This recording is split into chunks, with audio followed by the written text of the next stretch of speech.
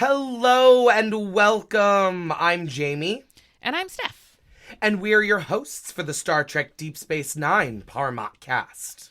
Parmach, of course, being the Klingon word for love. Because on this podcast, we believe that love will save the world.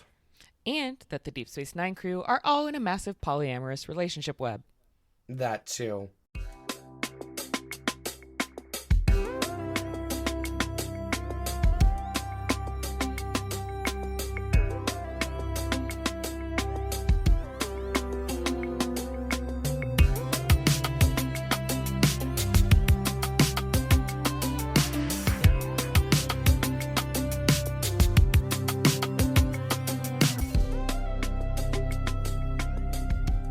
Welcome back, everyone, to Season 2, Episode 4 of the Parmach cast. Yeah, welcome back, gang. We missed you all. How are you? Why don't you call anymore? How are you doing today, Jamie? You know, I am doing pretty good. Can't complain. I mean, I could, but I won't subject you all to my litany of complaints about the world today, because I do think that's how I've opened the last, 3 episodes. Well, maybe we should start a second podcast to just do that. Complaining and just, with Stephanie. Scream into the microphone. Captain's log, and it's just all my complaints. Mine is Captain's log, just... Jesus. Captain's log, fuck! Most of the Captain's logs during the Dominion War, I imagine. We're just that. Well, we are here today to talk about an exciting little episode, Deep Space Nine, Season 2, Episode 4, titled Invasive Procedures. Mm-hmm. What did we think about this episode, Steph? Super strong episode. I really enjoyed it a lot. We've got some great guest stars, which is a lot of fun. Yeah, really fun energy, for sure. Yeah. Oh, hang on there, Steph. Sorry to interrupt, but I believe we're being hailed. On screen. That doesn't work for an audio medium. You know what? We're going to do our fucking best. Yes, we heard from one of our lovely listeners, Nixie.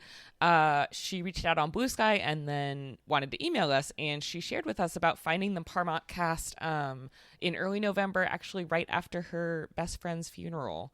Very tragically, Nixie lost her bestie, which I'm sure was very difficult.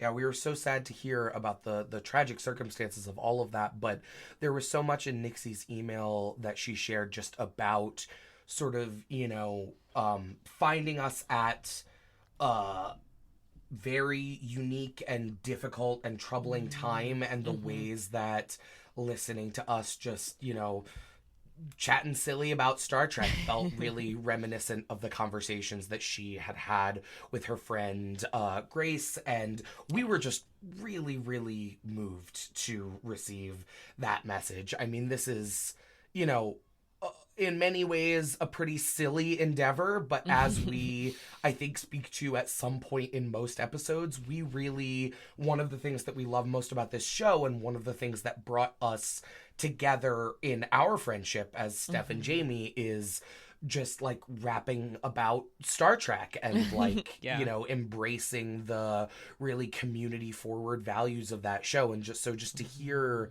that listening to this show helped one of you feel more tied into community in a moment that you really needed it. I mean, geez, wow. I'm blown away to hear that, truly. Yeah. We were really, really touched. And Nixie also shared about how Trek has been so impactful for her, and it's really where she got her ethics and her optimism. She describes herself as an optimist. Which is also something I feel like we've talked about. I mean, especially you, Steph, growing up more with the show, how it sort of shaped, your values, and it's cool to just have that echoed back. It is. Yeah, it's funny you say me growing up with the show, and I'm like, oh, I only started watching it in my early 20s, and then I'm like, wait, that was 10 years ago. Oh. We is old. It's true. It's weird. It's weird, gang. But yeah, I just loved this line from Nixie's email. It's why I believe in that utopia and why I have the social and political leanings I have today, that we are a single community, that through all of this dumpster fire of a reality we have now, we will get there in the end. Ad astra per aspera. Ad astra per aspera. That's what Star Trek's about. Oh. Yeah. So thank you so much, Nixie, for reaching out and contacting us. It was, a delight to hear from you, and it was. Yes. And thank you for sharing and being vulnerable about some really real and painful things in your life. I know that it must be difficult to speak about, especially with strangers, and I hope that we don't feel like strangers anymore. And if you ever want to reach out to us again, please do so. We'd love to hear from you. Yeah. Nixie and I have actually now been emailing about Sam from Starfleet Academy. Oh, incredible. Yeah. So we're having a great time. Nixie and I, we're vibing. Adorable. I love that so much. And don't forget, we would love to hear from you too. If you are so moved, you can reach us on email, ds9cast@gmail.com, 9 the numeral. And our hailing frequencies are open, baby. Our hailing frequencies are open. Send an incoming transmission. We'll have our intern, who is me, in a different house deal with it. All right. Well, with that, what flavor of episode would you say we are looking at for today's show, Invasive Procedures, Captain Steph? Well, I do think it's a combo. Bad hotel guests in space comes to mind just because they do, they come from space and they do some bad stuff. It wasn't great. It truly is the worst hotel guest that shows up when the hotel is closed to be fumigated and is like, not only am I staying here, but I will be leaving with your receptionist's intestines. Don't you hate it when that happens? God. Classic. I agree. That's a good call. I had Days of Our Lives of Dax. Yes, just because this is our big Trill episode of the season. I don't think there's probably another one. We usually only give Jedzia one thing to do per season. But we'll see. We'll remain cautiously optimistic. You never know. Well, with that settled, let's get into our recap and discussion.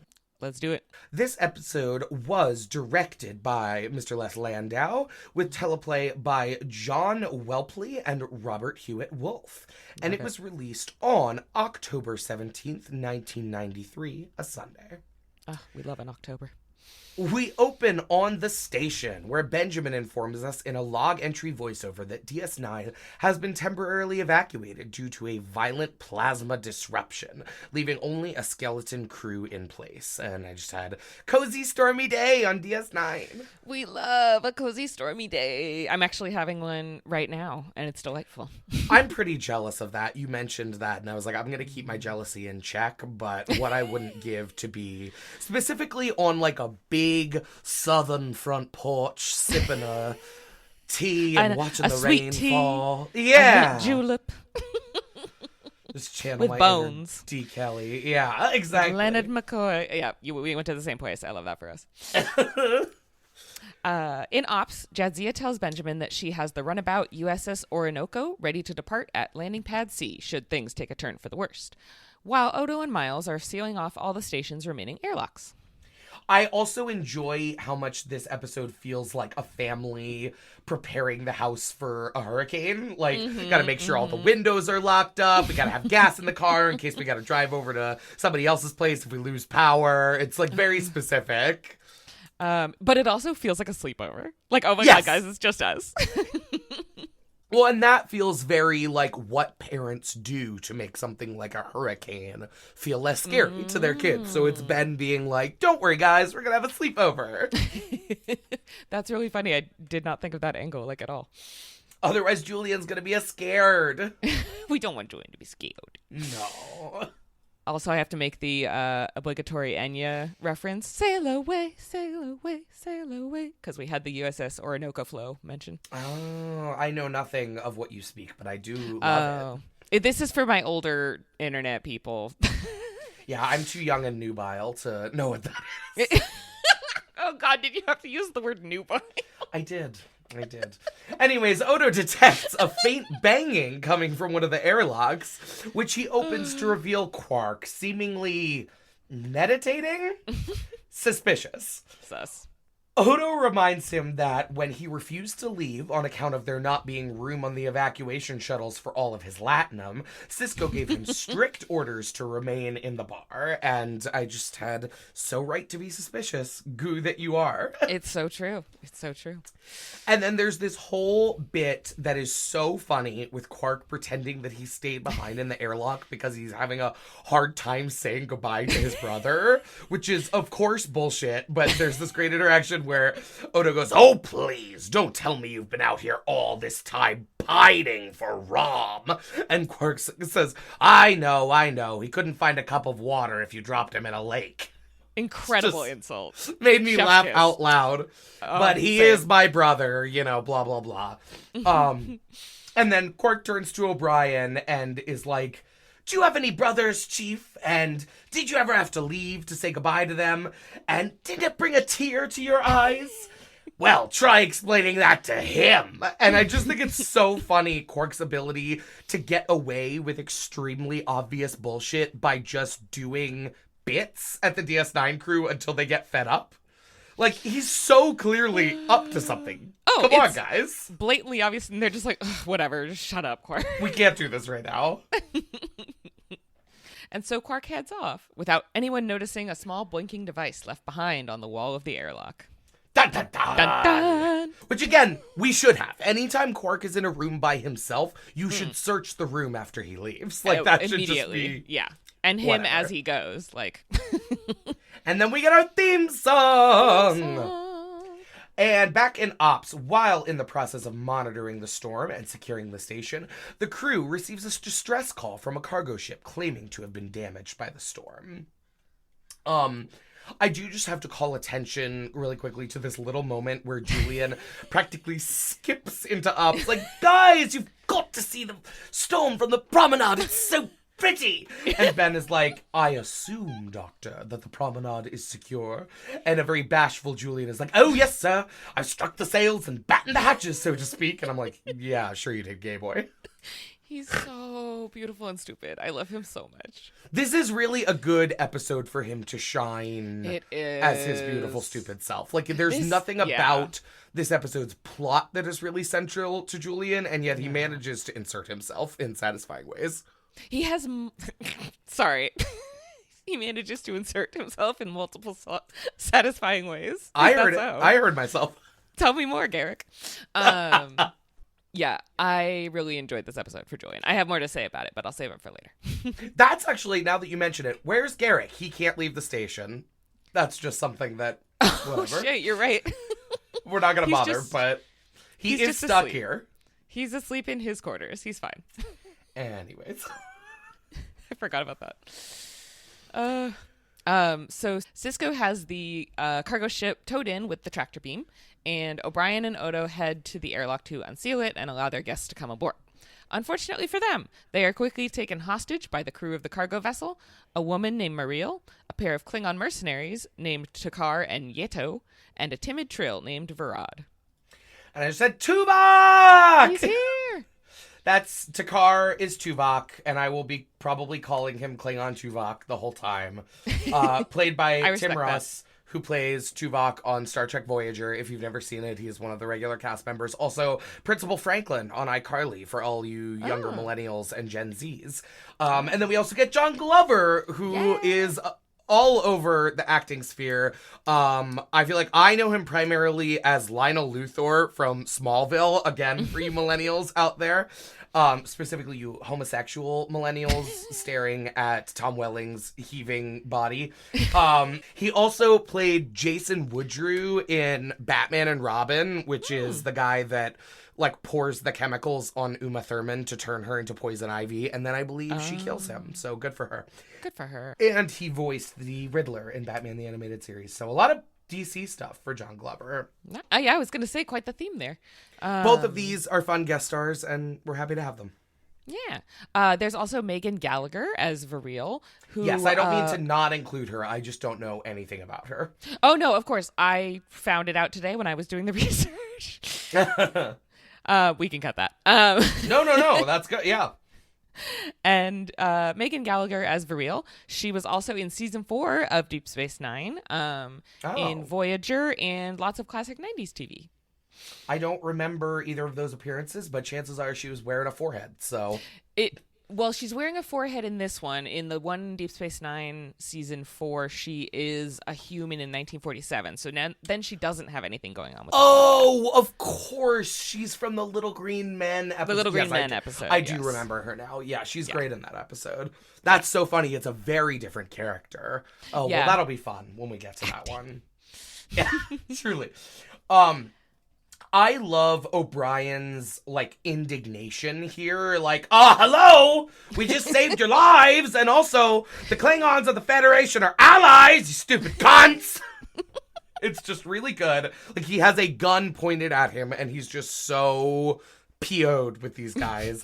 And I also think, on top of just that being funny, this moment is interesting from the perspective of the Federation's sort of, myopic view of other species, where they very much view species as their governments, and that is very silly, of course. Of course there are Klingons that aren't aligned with the High Council, obviously, and likewise when he sees Varad, he is totally wigged out and is like, hey, you're a Trill, as though to say, what the fuck are you doing committing crimes against the Federation? But Miles, species aren't governments. It's not how it works. There are so many human bad guys in Star Trek over the course of the many decades, so why are you so confused? But I really think it is a Federation culture issue.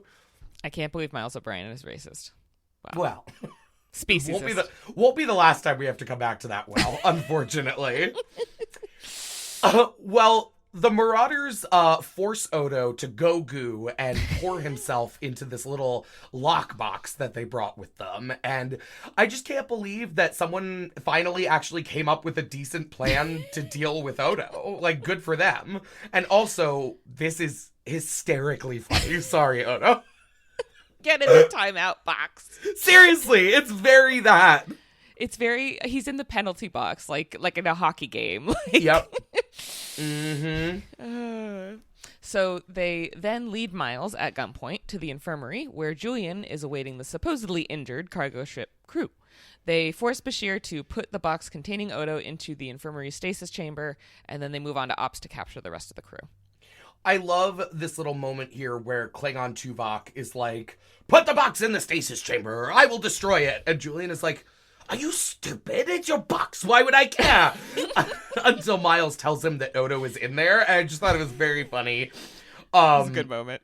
Also, these stasis chambers definitely used to be the storage lockers in the station assay office from the Fashion Q episode.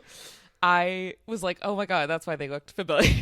Yeah, it's just they took that whole wall and just moved it into the infirmary. Amazing. Love that. Good for them. I love when they recycle a good prop because don't get rid of that. Recycling, yeah. The sets, baby. Those are expensive. That's a nice drawer. It's a good drawer. Well, as Varad begins to type away on one of the ops consoles, O'Brien apologizes to Sisko and tells him that he believes Quark must have sabotaged the station's docking ring security grid. And I love how Kira is like, then I shall have to murder him. It's been on my to-do list anyways. She's like, well, the time has come. And then there's also this moment where Ben, they're sort of looking at Varad, and I guess they have kind of the same moment that Miles had, where they're like, but this is one of the good races. What? But then Ben turns to Jadzia and is like, do you know him? And I'm like, geez, Ben! Not all the Trill know each other, my god. Okay, I actually am in Ben's favor here. Because to be fair, she's looking at Varad very intently. To me, it's she's looking at him like, do I know him? She is, like, trying to figure him out. And I guess maybe, to be fair, in Trill culture, there is an extra step of, do I know this person? Where it's like, I don't recognize the face. Yeah. But is there possibly a slug in there that I might recognize? Is ye olde slug in there? And, like, how do you suss that out, right? Like, you does got my that slug slug in know you? your slug? I got that slug in me. And he doesn't. But... He doesn't. That's why he's here. Meanwhile, Yato arrives in Quark's, where an extremely pleased with himself Quark is ready to trade a supply of, quote, liquid data chains for a hefty sum of gold-pressed latinum. Liquid data chains sounds like NFT, and I hate it. Oh, it does. I was thinking it was more like porn, like a film strip. Oh, I like that better. Let's go with that. Okay, we like black market. I mean, Porn. Quark does... Sorry, go ahead. Quark does run the holosuite, so. True. Yato howls with laughter at Quark's ignorance, and Quark begins to realize that he, too, may have been played as the Klingon mercenary turns his disruptor pistol on him. And he's like, Ferengi, you're so stupid. And I'm like, Quark, you are stupid. Like, if they wanted to buy these small items, they don't need to take over the whole station. Like, they can just do that like a shady deal regular. And I do like how the episode doesn't beat you over the head with what happened here. Like, there's never a moment when we actually spell out exactly, but it's fairly clear. Quark made a deal with these people. They contacted him basically being like, we would love to do some illicit black market bargaining with you, but we can't do it when everybody's on the station. And so he's like, I'll sneak you on board during the storm. And he thinks he's so clever for going around Odo. And meanwhile, they are using him to get on board the station for their actual crime, which is what, so it's a good little plan, actually. It is, actually. Quark is dumb, but they're good. Yeah. Well, back in Ops, Cisco tries to negotiate with Takar, who again is Klingon Tuvok, who tells him that he was only hired for this job and gestures to his employer, Varad. Ben asks Varad just what it is that he wants from them, and Varad, stuttering, explains that he wants Dax, not Jadzia, but the symbiont within. Varad explains his bitterness over being rejected for joining by the Symbiosis Commission after a lifetime of preparation and sacrifice. And so there's this sort of like vibe to him where he doesn't feel great about what is happening here, right? Like, it clearly, at the very least, runs counter to how he would like to think of himself. And so he says, I'm sorry about all this. I wish I didn't have to do this. And Cisco, who is seeing the situation 2020, just goes, then don't. Because it's like, buddy, you are making choices left, right, and center. And they are simply choices you could not be making. Yeah, quite a few. In keeping with that, Varad feels like the ultimate, like, nice guy TM archetype. Like, I said I was sorry. Why are you mad at me for just taking what I deserve? I don't have a choice. And it's like, oh, actually, bro, so close. But the one who doesn't have a choice here is Jadzia, because you want to force her to undergo surgery at gunpoint. Mm-hmm. That's very much what is happening. And he has this line here where he goes, I deserve more and I'm going to get it. And fuck you, man. Truly fuck you and possibly every single other man. Sorry to men if you're listening. No, we're not sorry. Good point. John Glover is so good at, like, he comes in, he has no confidence, he's being weird and off-putting, like, nice guy. And then, when the rest of the plot happens, the transformation is really incredible. I agree, for sure. Yeah. And then, he's like, what is rightfully mine? I'm like, boy, shut up. Shut up. So he explains that he targeted the Dax Symbiont specifically, determining from his research that they would make the most compatible match. And he reveals that he plans to escape to the Gamma Quadrant with the Symbiont to begin a new life. Mm-hmm. Jadzia attempts to reason with Varad, explaining that the commission needs to be very careful as an improper joining could have lasting psychological consequences for both symbiont and host. Varad, however, is unmoved. He's like, well, I did all this studying, therefore I deserve this. Yeah, it should have been me. It's gonna be me. Vrod. Jadzia reveals here that only about 1 in every 10 Trill are joined, and I just think that is a very interesting piece of information. It's not like it's 1 in 1,000 or 1 in 1,000,000, right? Every single person on Trill would probably know multiple people that were joined. But they also are always going to be in the minority. So I just find it like a very interesting sociocultural dynamic for 1/10 of the population to be so different in how they move through the world from all the other Trills. That's just very interesting. It is, yeah. Yeah, and like Jadzia shares that her parents weren't joined, her sister wasn't joined. So like, yeah, like what was it about Jadzia that made her, you know, the right host? Like, it's an interesting kind of question in terms of like the choosing of the hosts and It is, you know, yeah. yada yada yada. I like Trill lore a lot. It's always interesting when we get some. It doesn't always jive with what they've told us before, No, but it's doesn't. always interesting. But that's, you know, that's why it's lore. It's myth. Right. So Julian boldly proclaims that he'll never perform the procedure. But in response, Varad calmly shoots O'Brien in his shoulder, making very clear what will happen to everyone on DS9 if he doesn't get what he wants. Just like, all right, I'm going to cook your boyfriend like a rotisserie chicken then. Literally. So Jadzia takes the decision out of Julian's hands, insisting that he will perform the procedure and that she doesn't want anyone else to get hurt because of her, even if the consequence is her death. Yeah. I really appreciate Jadzia getting this affirmative moment of agency here. We talked a lot in season 1, the season 1 episode Dax, about what a shame it was that the first Dax-focused episode didn't really actually have anything for Jadzia to do.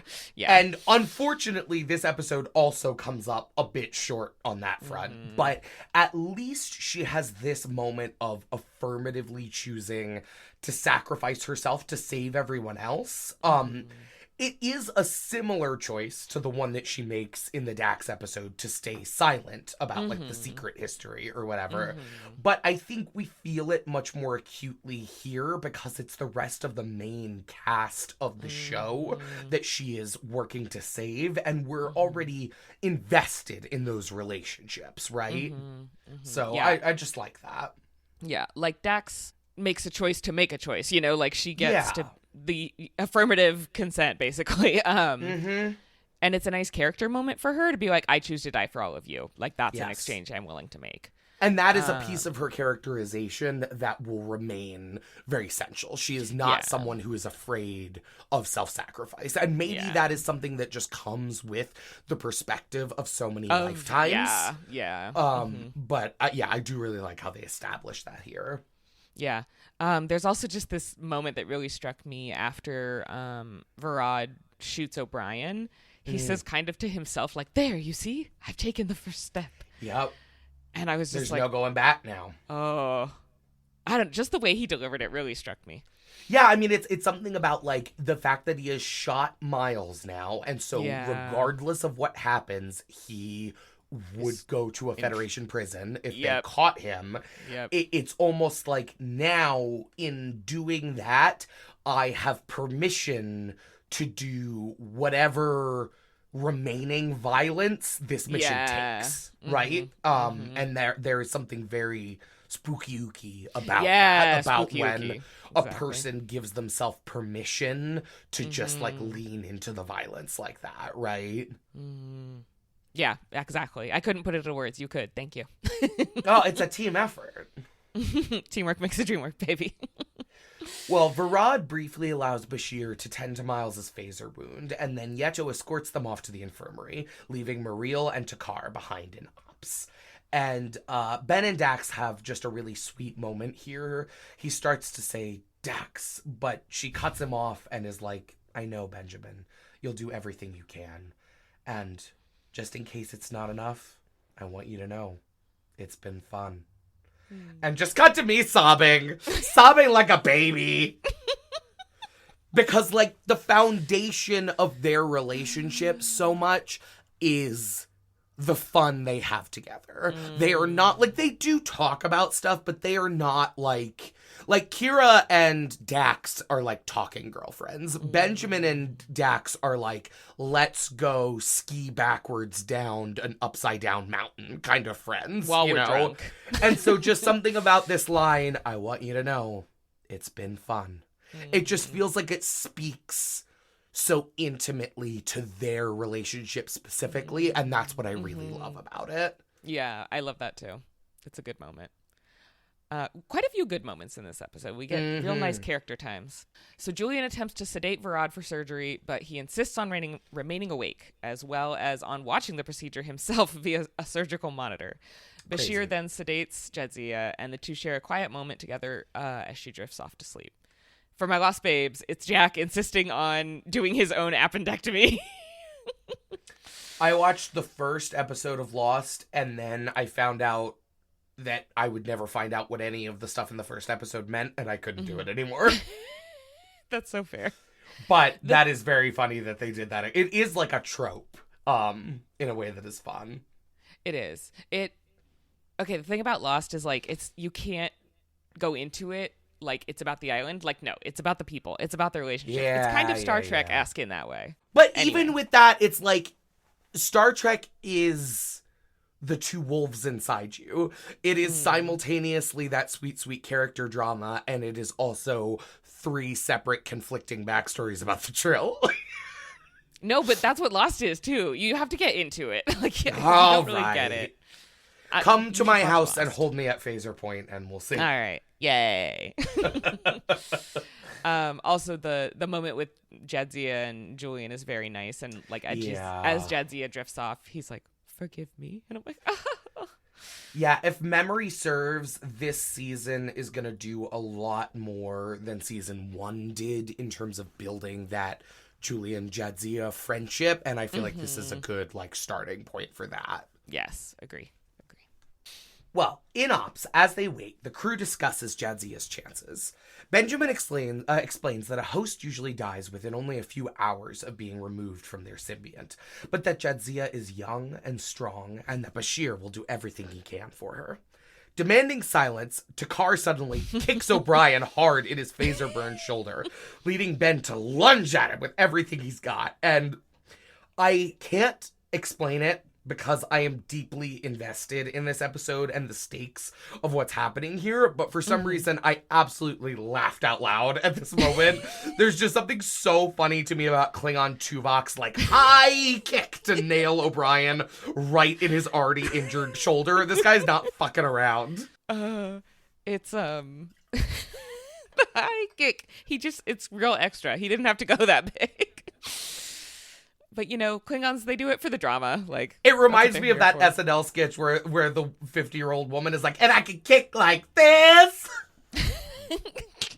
I'm 50. I don't remember that at all. Oh, well, that's Tuvok. He's 150 and he can kick that high. Amazing.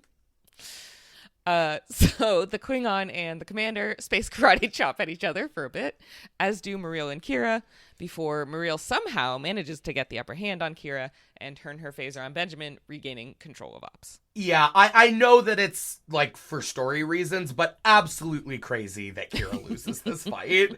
I'm not trying to be one of those nerd fans who can't help but, like, obnoxiously glaze their fave beyond reason. But we have seen and will see Kira take out grown men 2-3 times her size with space karate alone. And I just don't buy this bump it Betty over here getting one over on her like that. It's just defies belief. Bump it, Betty. Oh, that's so good. Hey, she's got one of those big bumpets on the back of her head. She does. From the old commercials. You're so right. I was violently thrown into the past, speaking of being old. Reading Bump It. I was like, oh, fuck. I don't want to remember that. Yeah, put that back in the wormhole where it belongs.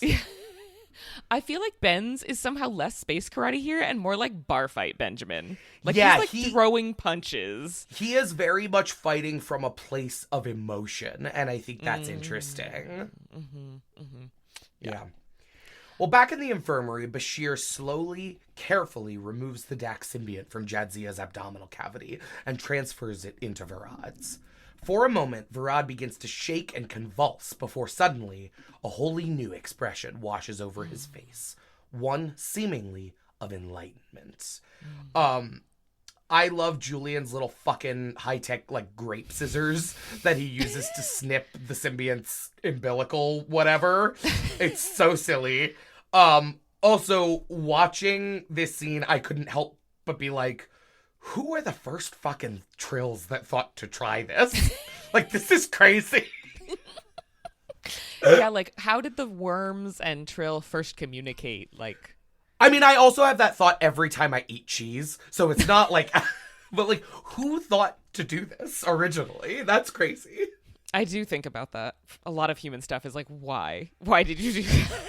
And like, I can't argue with the results, but had I been there, I would have argued with the process, so.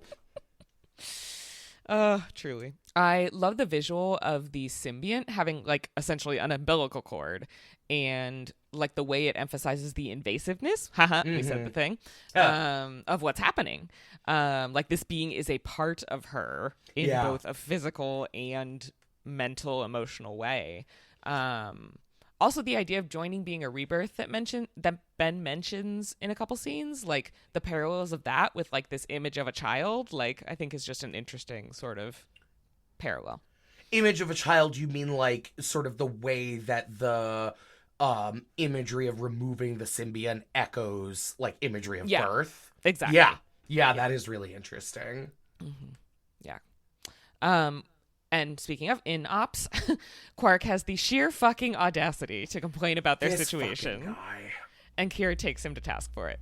She explains that he crossed a line this time and that Dax might not survive because of it. She then tells him that if they make it out of this, his time on DS9 is through. Get his ass! Kira then saunters over to where Maria is standing and begins to try to get her to talk. I love when she saunters. My God. She's so hot. Ugh. Muriel reveals that she grew up on the streets of Kefka 4 and met Varad when he was working as a communications clerk at a Federation consulate. Muriel was operating as a sex worker at the time, and Varad was a frequent client of hers. When he was recalled to Trill, he invited her to go with him, and they have been together ever since. Kira can't understand why Muriel would be willing to kill for Varad, and she says she'd do anything for him, prompting Sisko to ask, even if it means losing him? And I just really love Kira and Sisko tag teaming to like work Muriel. They're just such an excellent, effortless team. Yeah. And I'm fascinated by the implications that Muriel was like pressured and or trafficked into being a sex worker. And like this sort of like, it's kind of communicated that like this was the only option for like a girl who grew up on the streets. But then this is a place that's not a Federation world, but the Federation has a consulate there. So there has to be a degree of interaction with the, local government, and they're okay with this. Like they're okay with, Muriel says like Varad saved her life, so this wasn't really a choice to go into sex work, I think. Right. It's also a very 90s view of sex work, someone who only does it because they have no other option. Yeah, absolutely. Yeah. It reminded me a bit of the backstory that they give to the character Tasha Yar, who is one of the primary characters on TNG in the first season, and then gets unceremoniously killed off about halfway through. But it is a justice very similar. For Tasha. Yeah, truly justice for Tasha. But also, to be fair, TNG then kind of does give us justice for Tasha in later stuff. But the parallel struck me about how it's kind of like, okay, so you get a girl growing up outside the Federation in this place where it's very like, you sort of get in sci-fi sometimes like the streets planet, where it's like an entire planet that is like the worst neighborhood you've ever been to, and that is very like where Tasha is from, and it feels like where Muriel is from. And yeah, it does feel not super nuanced, not super, I don't know, engaged with in a way that adds to the story much, and it almost makes me just wonder, why couldn't it have just been that he worked at the Federation consulate at this impoverished planet, met this woman that, they became smitten with each other, and then they left together? Like, why did there have to be this angle of her being a sex worker? And it does sort of feel like it's like, well, because she's a woman. And in the 90s with television, there has to be some sort of like sexual angle to every woman's backstory. To play devil's advocate to that, I will say, I think in 2026, it is interesting in a way that is clearly not what was intended in 1990, whatever, to just have sex work be a part of a woman's backstory, and then we just don't like spend a ton of time like moralizing at her about it. It's just the reality of her life. I think that's kind of progressive in a way, if you sort of like squint and turn your head a little. And put some Vaseline on the lens. Yeah, exactly. My last thing to say on it was just that I think you're absolutely right to bring up the like tropiness of the like no other option around sex work thing. Yeah. I will say this is me giving grace possibly that it doesn't deserve, because this is such a small moment and we've been talking about it for so long now. But when I imagine what a place like Kefka 4 is supposed to be like, I am not imagining that there are a lot of really great options, right, for like how to survive. And so I do think that there is room for a story arc where sex work is chosen not because there is no other option, but because perhaps to some people, and I don't know if Mariel would put herself in this category or not, it feels like a more affirmative choice to do that rather than end up in like backbreaking manual labor of a different kind, right? And like a situation where someone might feel, similarly to that other kind of labor, like this is requiring like a lot from me and my body, but maybe I feel more empowered or in control than I would be if I was wearing like a shock collar breaking rocks in the hot sun. I don't know.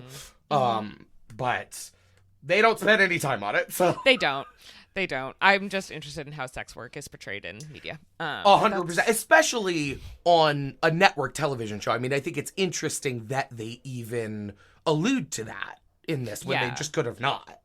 Yeah, and like it could have just been like, well, I'm just in love with him, and like that's it. Like, yep. Anyway, Ben goes on to explain how after the surgery, Varad won't just be the Varad that she knew anymore. He'll be Varad Dax, right? An entirely new and different person. I liked how this beat sort of called back to the ultimate conclusions about how joining works from the season 1 episode Dax, where, we spend all of this time arguing Jadzia Dax is a completely different person from Curzon Dax, and while completely different person is maybe not the most accurate way to describe that, this does sort of highlight, it's like, their attachments are not going to be the same. They'll still be there, but they're going to be filtered through all this other bullshit that wasn't there before. Yeah. And so I think it does that while also highlighting a major facet of that episode, which is that it is not ubiquitous or general knowledge that is how all of this works. Like Mariel, as just like a layperson, doesn't really know one way or the other how this is supposed to work. Yeah, how could you know? Yeah. Right. But Mariel refuses to listen, saying that she loves Varad and that she's going to stand by him no matter what. I never doubted it, we hear Varad say as he enters Ops with a new bearing of calm and confidence about him. Yeah, the symbionts also apparently caused the Trill body to produce its own natural hair gel, because he didn't have that before. The contrast, though, like the physical acting of it, is so good. It's really like astounding. John Glover go off. So good. It's a hell of a performance. It really is. He's excellent. He's really excellent. In the infirmary, Bashir implores Yeto to help him as he tries desperately to save Jadzia's life. And Here we get Julian Bashir's first ever moment of top energy as he like yells at him, and gotta say, it's pretty sexy. It's hot. It's hot. I love that we get to see Julian have more metal, in this episode. He's still a silly little twink, but he's got gumption, baby. Gumption is exactly the right word for it, yes. Well, Julian manages to rouse Jadzia to consciousness, but without her symbiont, Jadzia is left feeling despondently alone. Julian promises to save her and tells Jadzia to get some rest. I really love, this little moment between the two of them. As for the first time in a long time, Jadzia is just a 20-something-year-old woman again and realizing how little life she's actually gotten to live. It's just a very sweet little moment of vulnerability between these two. My biggest issue with this episode really is that I wish that we got more of this. More of Terry getting to flex her acting and to differentiate unjoined Jadzia from Jadzia Dax. Yeah. Could have been a really great opportunity for characterization for the Dax character by showing how different Jadzia is without the symbiont. And we definitely get a bit of that here, but I just would have liked much more of it for an ostensible Dax episode. Yeah, I was like, once again, an ostensible Dax episode doesn't have a lot of Dax. Yeah, we're getting into a trend there. Yeah. Also, Siddig is so pretty. He really is. He's so beautiful, especially in this like soft scene. I'm like, yeah, I just really love this moment and the one before, the soft, vulnerable moments that we get with Jadzia. It's real good. That don't feel weird and, charged Harassy. but uncomfortable. Like we did in season 1. Right. Well, back in Ops, Benjamin attempts to coax his old friend Dax into setting things right. First by bringing up old stories of his happy memories with Curzon, and eventually the story of discovering the Bajoran wormhole together, one of his memories with Jadzia. This gives Varad pause, but he says it's too late. The symbiont has already begun to integrate with his system, and it's too weak after the surgery to undergo another joining so soon. I love how Ben immediately takes advantage of this dynamic shift. Yes. It's almost like he's like, now I've got a man on the inside. Like, you know?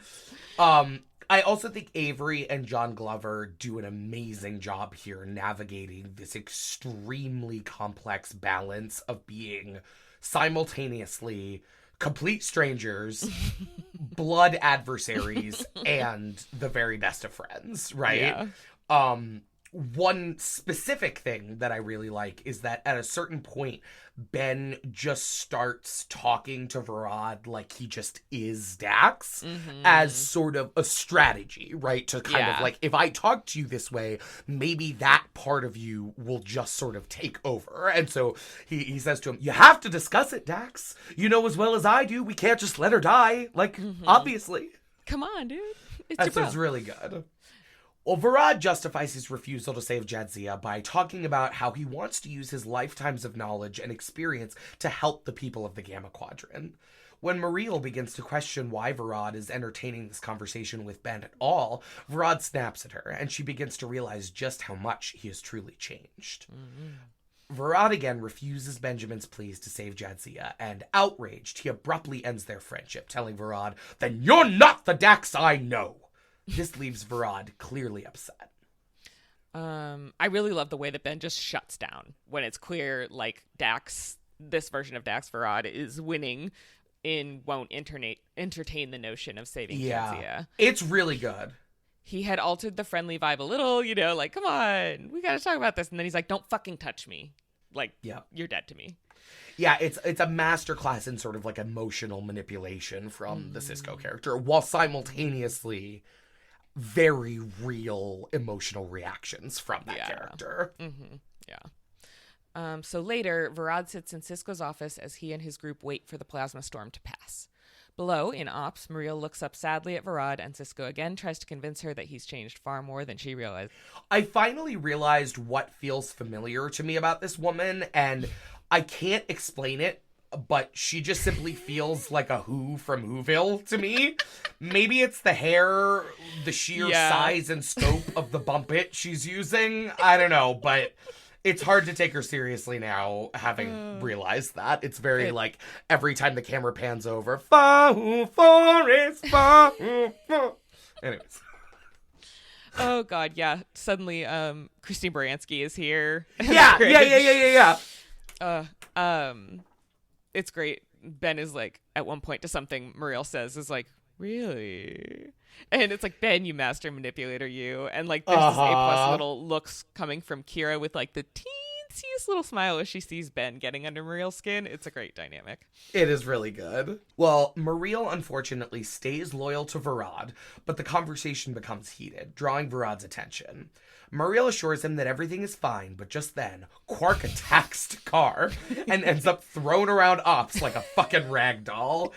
I love this moment because it's so funny, but it's also so confusing and out of character for Quark. I think that it must just exist to try to absolve him of his complicity in this whole plot. Yeah, in his whole doing this. Otherwise, it just doesn't make any sense.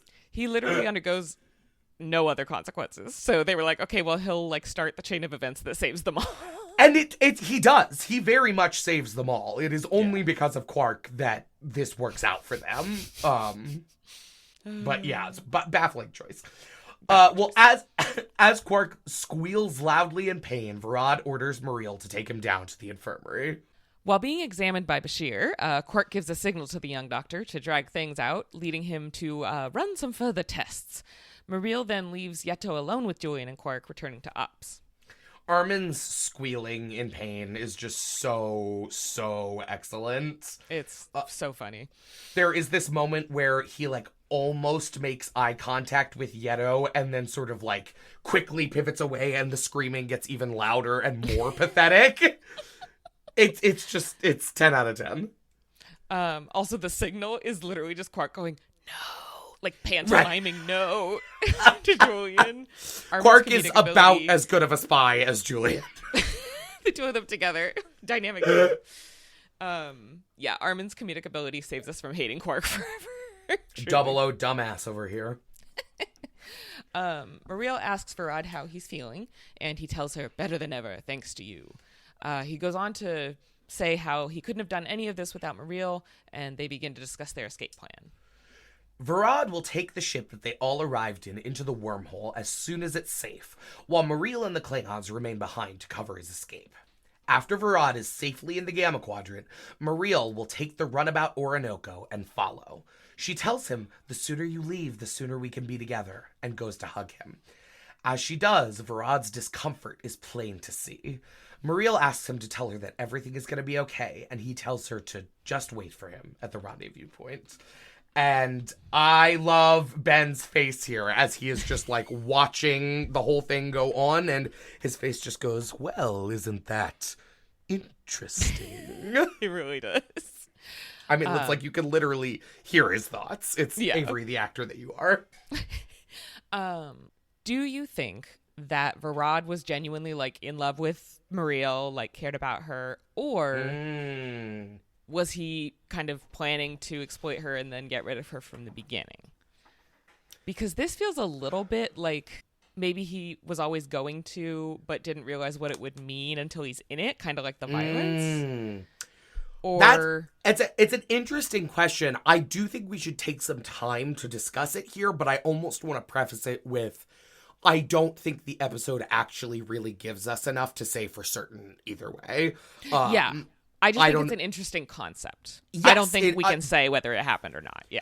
I think, based on what we get in this episode, that the pre-joining Varad would never have been so audacious as to plan to betray someone like that. I don't think that was in his makeup necessarily. I agree. The question then for me is more, why does that change for him? And because I really don't feel like we get a good indication other than just, maybe joined Varad has a little bit less affection for this woman than unjoined Varad. But I have a theory that I think is interesting, which is we already know that Varad is struggling morally with the ways that the choices that he made to get them to this point intersect with the moral compass of the Dax Symbiont, which is now living inside him, right? And I wonder if there is part of him that cannot love her anymore because of the ways that she was a part of this. Yeah. Where he can't really forgive himself, but he can't abandon himself in the same way, right? But looking at her will always remind him of what he did to Jadzia. And so he chooses to let her kind of be a receptacle for the guilt that he feels about this and just push her away, right? I like that. I like that theory. I think it's the thing that makes the most sense given the limited information that we are given. Yeah, that we're working within. Yeah. But and we don't have to know everything. It's just interesting to explore.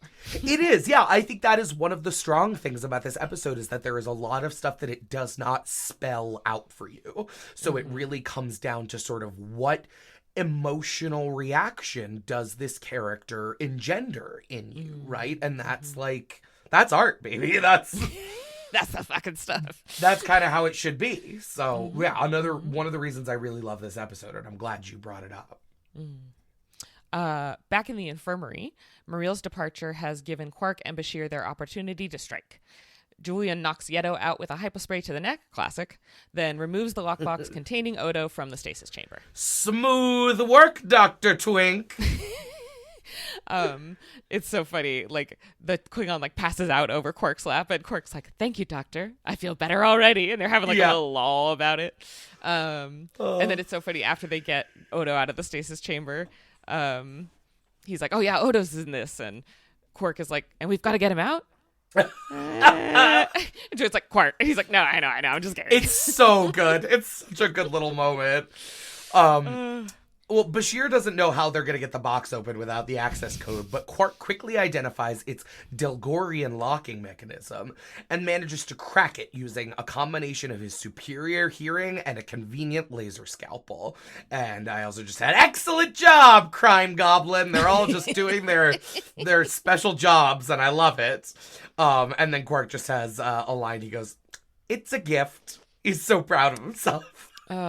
We love when the team does a heist. It's true. It feels or turns very the tables. like, yeah. I love it when a plan comes together. Actually, this episode made me go, "Oh, I got to keep watching Leverage." Oh, yes. The best. Oh my God. Okay, this isn't a Leverage podcast. I can't. But it could be though. I know that you could speak ad nauseum. It's so good. Anyway, in Ops, the storm is nearly clear and Varad is preparing to depart.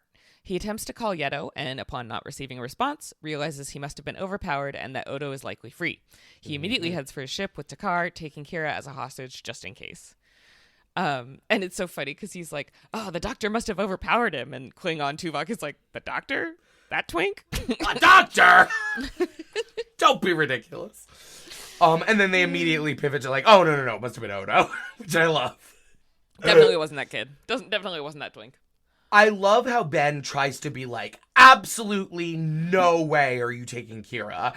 And Kira is like completely and utterly unconcerned and is like, "If Odo's free, there is absolutely no way you're getting off this station." I love that. I love her confidence in him. And it's giving one of my favorite moments from Dana Delaney as Lois Lane on Superman the Animated Series, which is probably my favorite Lois Lane portrayal, where Air Force One is being hijacked and she tries to like go for the phone to call for help, and so the hijackers strap her in and are questioning her, and they find out who she is and they're like, "Lane? Lois Lane? You mean the one that Superman always saves?" And she just completely nonchalantly goes, "Afraid so." And then suddenly the whole plane just flips upside down. And it's like, that is Odo and Kira's relationship to a T. It is, and that's beautiful. It's so good. So Muriel wishes Varad luck, staying behind in Ops. Varad bids Sisko farewell, saying he wishes their friendship could have made it to 3 lifetimes. But Sisko promises him they'll be seeing each other again. I absolutely love the quiet intensity of Avery's performance in this episode. It does so much to communicate how deeply, deeply personal this story is for him. And simultaneously, it feels like he's barely managing to contain his big, big emotions below the surface, even as he continues to move through the story with like the ease of a master manipulator. It's just really good. Yeah. So, with Varad gone, Sisko tries to speak with Muriel again, asking her about their planned rendezvous in the Gamma Quadrant. He tells her that wherever it is, she's going to be waiting a long time. And when she asks what makes him think that, he tells her that the look on her face when Varad asked her to wait for him told him everything. Muriel reveals that the plan was always for Varad to reach the rendezvous first, and to wait for her there. Now she's convinced that Varad lied to her about the rendezvous, something that she says he's never done before, and finally accepts that the new Varad Dax is no longer the man she loves. Benjamin promises that he will save both Varad and Jadzia, and Muriel tells him, if you hurt him, I'll kill you, as she hands over her phaser. And Sisko tells her, I don't doubt it, and gives her this little smile that I really like. I think on some level, he has come to respect the extent of her devotion to Varad, and it probably reminds him even a little bit of how he felt about Jennifer. And there are just so many really phenomenal little character beats throughout this episode, and I thought that was one of them. Yeah. I love how Ben immediately goes to talk to her like, girl, come on. Girl, come on. Look, he's out the door. The suitcase is back. He is not meeting you there.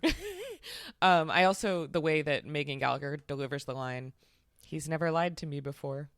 Yeah. And like the sadness in that is really, yeah. It's a really interesting choice of how to play that line, not to make it angry, right? Yeah. Because I think the classic version of this is like the scorned woman turns against the man and helps them, whatever. But like she and Avery, the lines that he sort of delivers to her and the way that he convinces her to stand down speaks to this. She's not turning against him. She does still want to help him and to get him back, and it does come from this place of care. And that is all really shown through her acting. Yeah, it's a really good moment. I also think this feels to me like he was not manipulating her from the beginning, because like he was a very like open man, I think, you know, and like despite his lack of confidence, like I think he was vulnerable with her in a way that it's hard to be sometimes when you lack confidence. Yeah, absolutely. Like it I speaks agree. to a genuineness of the relationship. So yeah, I don't think he was manipulating her from the start, but it's fun to imagine things. By the time Varad reaches his ship, he discovers that Odo has released the docking clamps, leaving him stranded. And there is a little random, like, push cart thing in the airlock when Varad arrives. And, man, after having the foresight to make an Odo plan, I can't believe he didn't anticipate the goo!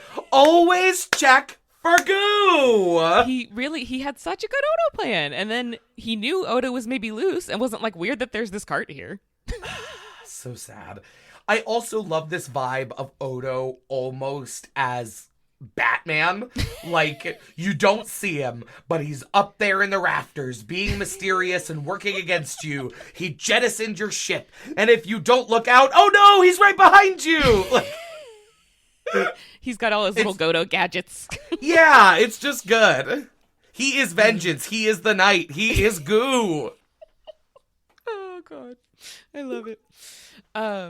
So Varad runs when he sees Odo, leaving Takar to be out space karate'd by Odo and Kira. Varad heads for the runabout pad, accessible through a neighboring airlock, but as he opens the hatch door, Sisko is there waiting for him. Believing that Sisko will not shoot his old friend out of fear of harming the symbiont, Varad begins to walk away. Calling his name, Benjamin gets Varad to turn and face him as he tells him, "Don't call me Benjamin," and shoots him point blank in the chest. Hell fucking yeah! He has been waiting all episode for that, and I love that for him. Hell fucking yeah, brother. Fortunately, Julian is able to successfully reverse the symbiont swap, and Varad wakes up in sickbay once again, just plain old Varad. He is shaken and a bit distraught, Womp womp. despite Mariel's devotion and promises to never leave his side. Meanwhile, the once again whole Jadzia Dax wakes up on the next table and warmly embraces Cisco. Terry Farrell here, shirtless with the spots running down her neck and shoulders and her long, luxurious hair down to her ass. She literally looks like Aphrodite rising out of the sea foam. What the actual fuck, this woman? Jesus Christ. The most beautiful woman in the universe? Like, God. Quite possibly. God. She confides that the symbiont's brief contact with Varad was enough to give her access to his memories of the entire ordeal, and she says, it's all just so sad. And I do really love that this was her takeaway. Like, even if I find it mostly pathetic, she literally experienced being Varad. And so, of course, she's going to sympathize, or empathize, rather, with his difficulties that drove him to this radical, violent choice. Yeah. And at the end of the day, that is what the joining is all about. It's about empathy, the sharing of feeling and memory with the goal of building a greater network of mutual understanding between the Trill and the rest of the galaxy. And so I thought this moment really nailed that. Yeah. I think it's a great illustration of a Jadzia as, you know, maybe a previous host would be angry, like this man tried to kill her. You know, but she ultimately has so much pity for him, so much empathy for him. She supposes that now he will always be a part of her, except, unfortunately, he will not ever be mentioned again after this episode, but roll credits! Don't worry about it. Because we're done. That's the end. That's all she wrote. So. Yeah, what did we think of that? Let's dive in. Let's do it. Take it away. For me take it away? Okay, I'll do it. You take it away. I think that this episode is a near perfect example of a great Star Trek bottle episode. Rather than it feeling like the episode suffers from all being set, you know, exclusively on the station and with a limited cast and all that, this episode treats those elements of the classic bottle episode as opportunities, and it embraces them as such, right? And so we get so many amazing moments of character drama in this episode, and all of that drama is really supercharged by the pressure cooker nature of having the whole cast stuck on the station and the storm just raging outside. I absolutely love this episode. I think it's great. Yeah, I think it's an excellent one. I really enjoyed it very much. Michael Pillar commented about the episode, quote, "The ensemble really worked together very well. John Glover was terrific. We basically took our cue from shows like The Petrified Forest and Key Largo." I haven't seen Key Largo, but The Petrified Forest is such a great movie, and I believe originally a play. And I love that that's how you put it. It's that pressure cooker of like this hostage situation, this storm outside, and like the way that turns up the dial on like all our characters. Yeah. I mean, I think it's interesting that they were inspired by a film that was adapted from a play, because where I first learned that terminology of like describing it like a pressure cooker for action was when I was working on the play August Osage County in college. And fantastic. That play is very much, it has a very similar mechanic where the entire family is trapped in this house together for the run of the show. And so it is just all of these resentments that have built up over decades in this family coming to a head as they are forced into this pressure cooker by the unexpected death of the family patriarch. And so I think that is very, very interesting that they were sort of approaching it like a play, because it does feel like a play in a lot of ways. It does, very much so. And actually, there's something later in behind the scenes, but Megan Gallagher shares about being a theater trained actor. Yeah, there's a lot of nice theater stuff happening in this episode, which I really enjoyed about it. Yeah, she got to use her little fight training, which was nice. She and Nana, yeah. I also just think John Glover's performance as Varad is absolutely stellar. I mean, really, we are off to a fantastic start in terms of guest stars already this season. I was thinking the same. I was like, damn, that award between gonna be tough. Louise Fletcher and Frank Langella in the first 3 episodes, and now John Glover in this one, there is really, I mean, we've talked before about how Star Trek will often use a guest performance to sort of elevate the episode, and I really think John Glover brings that to this, where his performance is able to capture so many interesting subtleties about the joined experience, the experience of taking one whole person and putting them in the blender with 8 other people and seeing what happens, right? And pressing puree.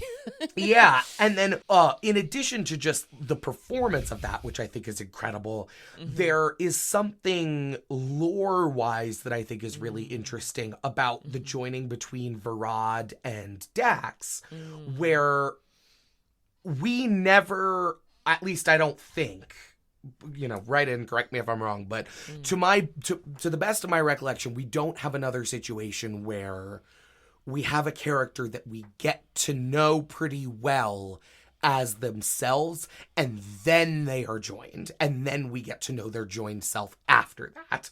And it's a very interesting sort of demonstration of how agency works for the symbionts, or rather it seems their lack of agency in the joining process, where the memories and perhaps even the personality, if the symbionts can be said to have their own personality, influence the mindset of the host, but the host is still making all their own choices, right? And so it's not like once the slug is in his belly, Dax can grab a phaser and like point it at his own head and be like, leave these people alone, right? Yeah. Dax doesn't have agency like that. And so it ends up coming down to like, yes, Dax is in there, but Varad is still the one driving.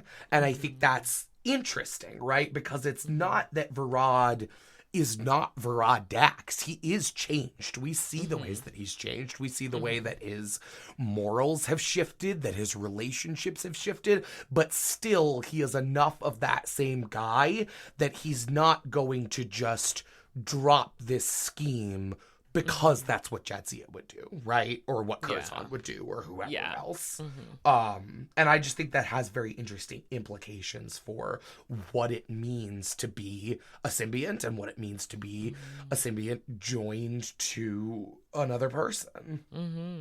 Yeah, and you talked in the beginning about like who was around who did this first, and we're like, what if we put these worms in our bellies, and like said to the worms, like, want to go in our bellies? Right. And just like the recognition that the symbionts would have had to say, I may be part of something that is against my own moral code. Like, in order to be joined, the giving up of agency by these creatures, basically. It does leave you with a lot of, or it leaves me with a lot of questions about like, what was the process of negotiating that? Like there must have been some way that ancient Trill developed to communicate with the symbionts while they were still in the caves of Makala where they live.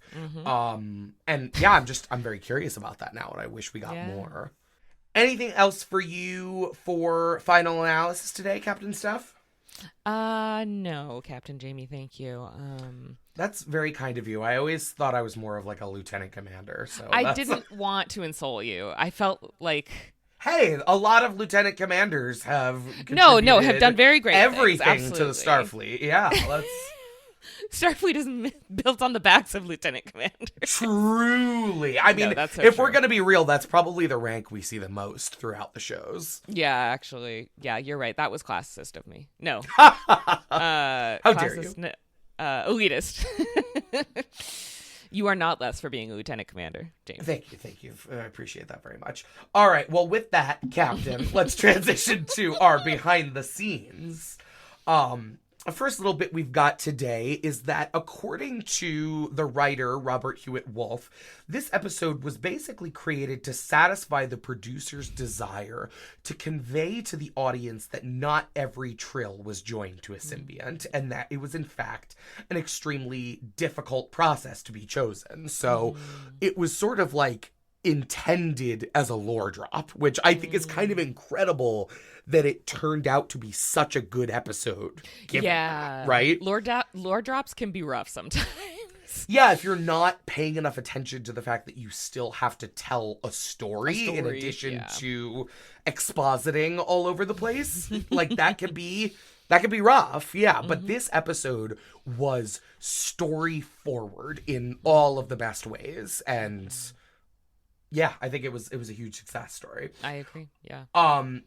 So, in addition to just building out the lore of the Trill, as we just sort of talked about, the other goal of doing this was that they wanted to give some added characterization for Jadzia, insofar as she was one of the few who earned the honor to be joined.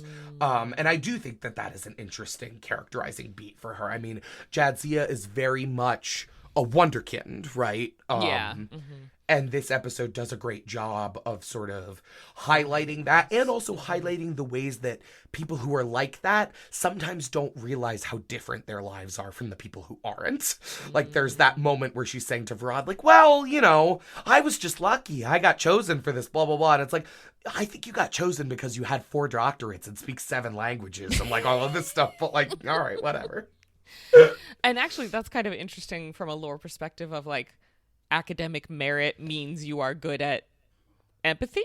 Like, right. Because if the goal is, like, go out to the galaxy and, like, learn and empathize, like, why do you have to be a rocket scientist to do that? Yeah. And we will have more on that. If there are those of you who have finished the whole show and who are screaming at your speakers right now, we will talk about this a little more in Orb of Prophecy. Don't you worry. We sure will. Oh, yeah. So a little behind the scenes fun. During the filming of this episode, Klingon Tuvok actor Tim Russ accidentally punched Nana visitor's stunt double, Patricia Tallman, in the face during their fight sequence. Crazy. Tallman remembered that everyone on the set freaked out, but I said, no, don't stop. That was really good. It looked very authentic. So we finished the fight there and then. That's so funny. I have absolutely worked with Patricia Tallmans in my life. And Oh, I thought you were going to say with Patricia Tallman. I was like, no. Just like, you know, that person, right? Yeah. Where they're like, that was great. Why would you stop? Like, honestly, shout out to stunt people. True. I think we're finally getting an Oscar category for them. Are we really? That's incredible. I can't believe it's been this long. Like 2027, I want to say. Like, they're That's like crazy. A very slow rollout, which is ridiculous because stunt people are incredible. Yeah, and also, like, the industry, like, is on their backs. I mean, yeah. Megan Gallagher, speaking of fighting, talked about the fun of doing a fight scene with the Nana visitor. Both of them have fight choreography training, like theater training, that they got to use in that scene, which, again, we love the little bits of theater in there. Yes, and I'm not surprised to learn that Nana had a bit of theater background there. That's like, yeah. And I also liked how Megan was like, it's nice when you pay a bunch of money to learn a skill and then you get to use it. Yeah, she went to Juilliard, which I thought was just a very funny way to frame that. It's like, when you waste money on stage combat and then it turns out to not be a waste of money, that is a great moment for an actor. It is. Artists. Lastly, for behind the scenes today, this episode marks Tim Russ's second Star Trek appearance following his portrayal of a character called Devore on Next Generation's episode Starship Mine. Notably, when we first meet Lieutenant Tuvok in Star Trek Voyager, which again is his like recurring cast member, main cast member character on that show, he is acting as an operative for Starfleet security undercover within the ranks of the Maquis. This, in combination with the fact that Devore and Takar both appear as members of organized criminal enterprises, has given rise to a fan theory that both Devore and Takar actually are former Tuvok working undercover with makeup prosthetics to appear human and Klingon. And I love this. I think that's great. And I absolutely choose to believe that it's canon. Yeah. I love this. And that when he kicks O'Brien, it's just Tuvok being like, sorry, gotta make it look real. Amazing. All right, with that, let us transition over to our design corner, where we talk about the set, the costume, the sounds, and the overall production design of the episode. We love to discuss. We love to discuss indeed. For me this week, I wanted to highlight the setup for the Trill Symbiont transfer survey, or surgery, excuse me. I always think that this setup is fun. It's just such a classic demonstration of practical effects where the actors are shirtless, covered by sheets, and then an exposed piece of like flesh-colored plastic or something with the surgical incision, quote unquote, in it that the slug can be pulled from is like set over where their belly would be, and then they can pull the slug or insert it into. It's almost quaint, like how simple it is, but I just really like it. It's satisfying to see the like work to the art sometimes, I think, like when you can tell how something is done. Mm-hmm. Unlike magic tricks where, well, I don't know, some people would say magic tricks are still fun without, or if you do know the trick, but for me, and this is just like one of my largest character flaws, magic tricks are only fun for me when I know how they did it. Okay, see? If I don't know how you did it, I will actually not be able to go to sleep that night. It's going to bother me so much. Okay, amazing. Yeah, so, there's enjoyment to be found when not everything looks like totally real, ! Yeah, no, I like to know how they do a thing. Maybe it's just because I have like an interest in like movie special effects as like a niche little thing, but like I think it's cool to like do something in a simple way that works. Like I think that is some ways cooler than spending a bunch of money you don't need to spend to just make something needlessly complicated, right? There is something about like the spirit of invention, the spirit of the necessity of circumstance, or exactly, and people in these jobs having to like, you've got $36 at a piece of styrofoam and we need a starship battle by 5:00. Like the inventiveness of those artists is what I am looking to when I'm watching things like this, and that definitely didn't used to be the case. So I understand if people have different perspectives, but it's just something I really like. Necessity is the mother of invention. That's what the Yes, phrase is. There you go. There you go. We got there eventually. I knew there was a platitude somewhere. I also just wanted to highlight we get a streamlined symbiont design in this episode. The symbiont had previously appeared in the TNG episode where they're introduced and then in the pilot. And they look cool in those episodes, but they're a little busy. And this episode really streamlines it, and I think they look great. It basically looks like a khaki colored worm, and then it has like a thick pink like brain looking membrane at the top, which I love as a detail just to sort of demonstrate that the symbiont has exceptional intelligence and also the memory storage capacity, right, to store 10 lifetimes worth of memories. You can fit so many lifetimes in this bad boy. Exactly. And I also just like the little textured bits on it that look to me like little artichoke leaves. The whole thing is just kind of artichoke-y in a fun way. I definitely agree that it's a good design, but also I was like, gross. Oh, 100%. Do not put that in my belly, please. Yeah, I don't want that in my body. But I suppose that's part of the point. It's convincing. It's well done. I was curious about Varil's forehead. It's kind of Klingon-y. Like, I wasn't sure if she was supposed to be... Insofar as it's bumpy? Yeah, I guess so. I don't know. Is it supposed to be an alien forehead we recognize, or is it just one of the latest versions?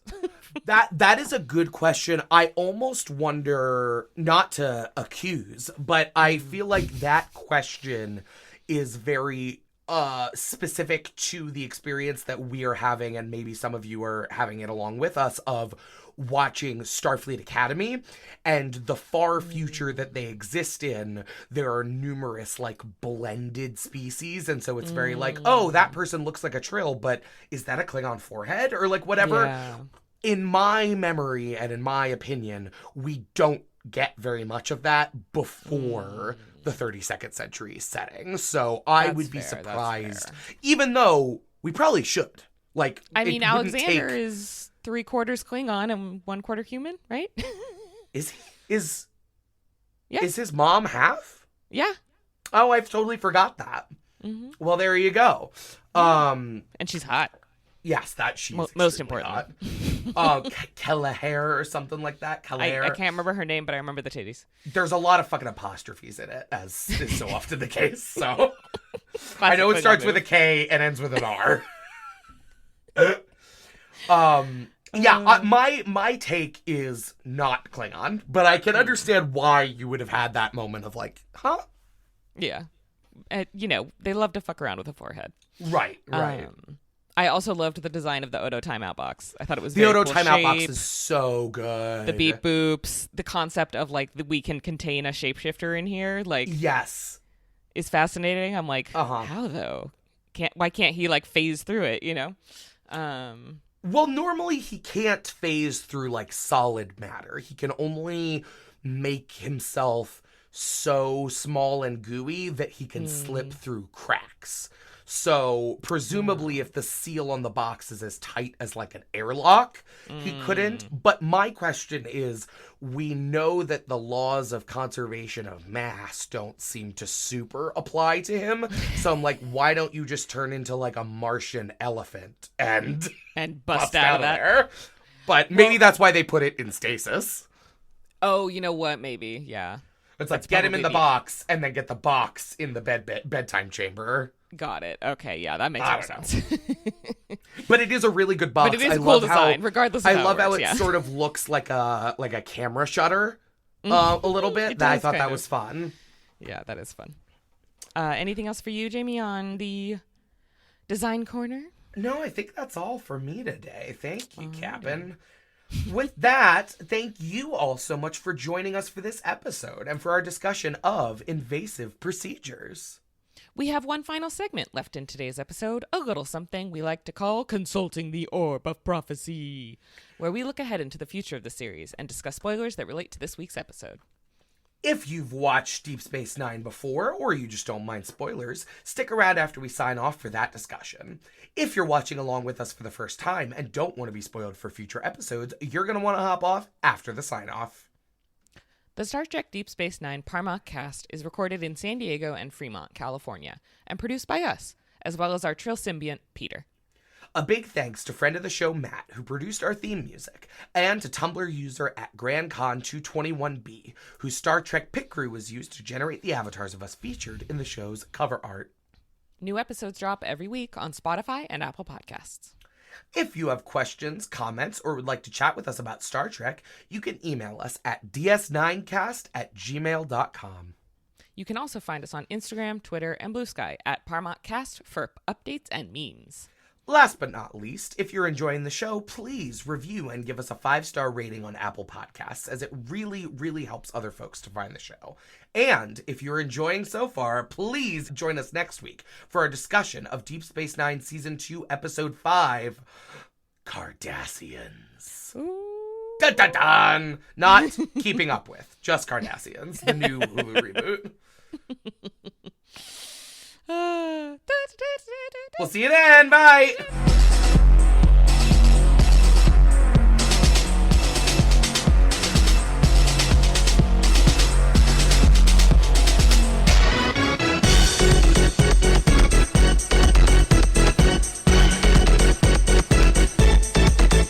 Hello and welcome to the non-linearist corner of the space hole. Woo woo! That space hole, though. Happy Valentine's We love Day, baby. to be in the space hole. It's so scoogey. Orb of Prophecy is a segment that we do every week, so you probably should be used to it by now, where we talk about the things in this episode that relate to the things that have not yet occurred in linear time. The things come to be and be to come. Exactly, Steph. And this week, it's all about Duran Dax. Duran. Oh, Jesus. It is all about Duran in Orb of Prophecy today, baby. We mentioned this during the season 1 episode Dax, but in case you've forgotten, we will learn in the 3rd season episode Equilibrium that there is a mysterious, heretofore unknown Dax host, of whom the Symbiont and Jadzia's memories have been repressed. Dun, dun, dun. Turns out it was this dangerous murderer named Duran, and Jadzia has to deal with him being a part of her moving forward. And it almost feels like Duran happens because we completely forgot about Varad. And then later someone is like, wait, that had interesting story implications. Let's bring that back. Yeah. But they were worried we would have forgotten about Varad, so they'd have to introduce a new character. Yeah. What is also very interesting about the Duran story as it relates to this episode is that in Equilibrium, we also find out that the conventional wisdom about only 1 out of every 10 trill, or sometimes in later episodes, it's 1 out of every 100, being suitable for joining is actually just propaganda. And the real number is much closer to 50% of all trill. So the Symbiosis Commission claims that they keep this truth hidden because only about 500 symbionts become available for joining each year. And if people knew that they could be capable of joining, violent attempts to acquire the symbiont could become much, much more common. I always found that logic to be a little shaky, as I often do with the logic that governments use to hide the truth from their people. But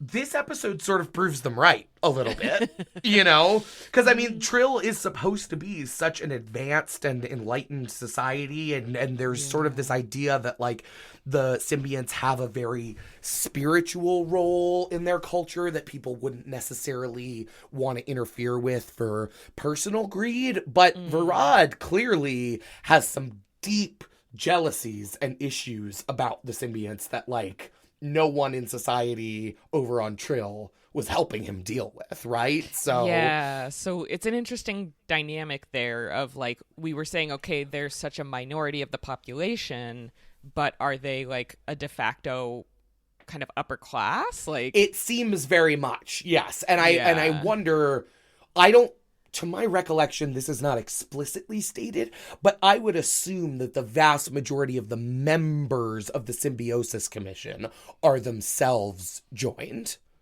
right? Presumably, I would say. So that is also a way that it sort of acts in a caste way. Fashion. Yeah, it's an interesting thing to explore. And then we mentioned in behind the scenes, you know, the goal here was to give some added characterization for Jadzia, insofar as, like, she's one of the few Trill who earn the honor of, like, joining. Right. And it made me think about Ezri Dax and, you know, the emotional difficulties that she has. Yes. Because she didn't train, like, her whole, you know, life to be joined. Like, she... Right. So even though it's not about suitability, it becomes almost about preparation, right? Yeah. And I was thinking about, like, you know, we were kind of joking of, like, oh, yeah, if you get good grades, that means you have a lot of empathy. And I'm like, I feel like the training should have just been, like, hours and hours and hours of therapy. Like... I mean, yeah, probably. And clearly they weren't, because Varad is struggling with some stuff. Well, I think, unfortunately, what it seems like it is more is that they are trying to winnow down such a small number of candidates from such a large number of candidates that rather than making them spend time in therapy, when they get any whiff of emotional instability, you just get washed out of the program. And they focus on stuff like, on developing stuff like For instance, one of the Trill we meet later, we learn that he had a lot of flight training as a part, so he learns to be a pilot, and like things that are skills based rather than, well, actually, if we're being real, emotion regulation is a skill, and so they're just not the skills that they're valuing, right? Yeah. Something else that I noticed, well, we kind of talked about it already, but it's like Quark does a more serious crime but faces no consequences. Oh, yeah. We will run into again in future Deep Space Nine episodes. It does sort of feel like maybe the intention was to address it and we just ran out of time, because like there was a lot in this episode. Yeah. And there wasn't a lot of space at the end to deal with anything. To deal with it, yeah. Yeah, I wonder if it's like kind of what you were talking about of like he was completely fooled too. Like, oh, he's just a victim. But I don't think stupid. That means he's a victim. But okay, yeah. Okay. I mean, it's yeah, he thinks, I mean, he plays a game all the time, right? And so it's like, yeah, he is like trying to outwit Sherlock Odo, but I think forgets that like there are bigger bads out there than him, right? And so it's like, yes, you were just trying to do a stupid little like make some money or whatever, but you fully sabotage the security system on this station, never once considering that would put people in danger, right? That's there for, a reason. That's your fault then, yeah. Yeah. Oh, Quark. Oh, Quark indeed. But yeah, we don't really ever follow up on this, you're right. Yeah. Something that you said earlier made me think of something for Orb of Prophecy. You were talking about like, the very quiet intensity of Avery's performance in this one. Like he feels like he's barely managing to contain these like big emotions. Right. Even as he's moving through with like the ease of this master manipulator. And you know what it made me think of is, I can't remember the name of the episode right now, but the one where it's, I can live with it. I have to live with it. Oh, In the Pale Moonlight. In the Pale Moonlight. Thank you. I was like, Far Beyond the Stars? No, that's the racism one. Oh, Jesus. Yeah, you dance with the devil in the Pale Moonlight. Yes.